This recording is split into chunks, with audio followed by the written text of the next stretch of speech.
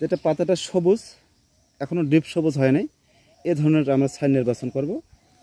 ঠিক পাতার সামনের 2 পাতার অংশ কিয়দ অংশ আপনাদের রেখে দিতে হবে।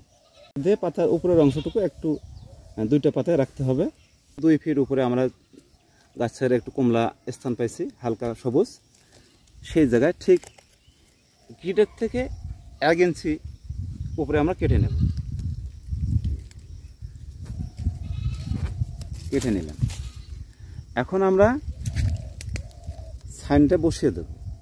কীভাবে বসাবো দর্শক একটু লক্ষ্য করবেন, খেয়াল করবেন। এই সাইডটাতে হালকা করে তুলে নেবেন, হালকা চামড়া এক টানেই যতটুকু উঠে এই পরিমাণ তুলে নেবেন। এখন অপর পাশে ছাইনের যে উপরে বিট আছে, বিটের সামান্য স্থানে একদম হালকা করে টান দেবেন, দিয়ে কানিটা একদম কোনাচি করে কেটে নেবেন। একটু লক্ষ্য করবেন, আমরা উপর পাশে নিলাম, লক্ষ্য করবেন দর্শক। হ্যাঁ, গিটের একদম বরাবর 1 ফুট পরিমাণ আমরা নেব। দর্শক আপনারা লক্ষ্য করবেন যে মধ্য পেটটা আছে, সেই পেটের অংশ আমরা নিচের দিকে দেব, আর উপরের যে হালকা ইয়েটা আছে সেটা উপরের দিকে রাখবো আমরা। দর্শক লক্ষ্য করবেন, আমরা হালকা করে পেঁয়াজ দেব, ছাইনটা যাতে না নড়ে।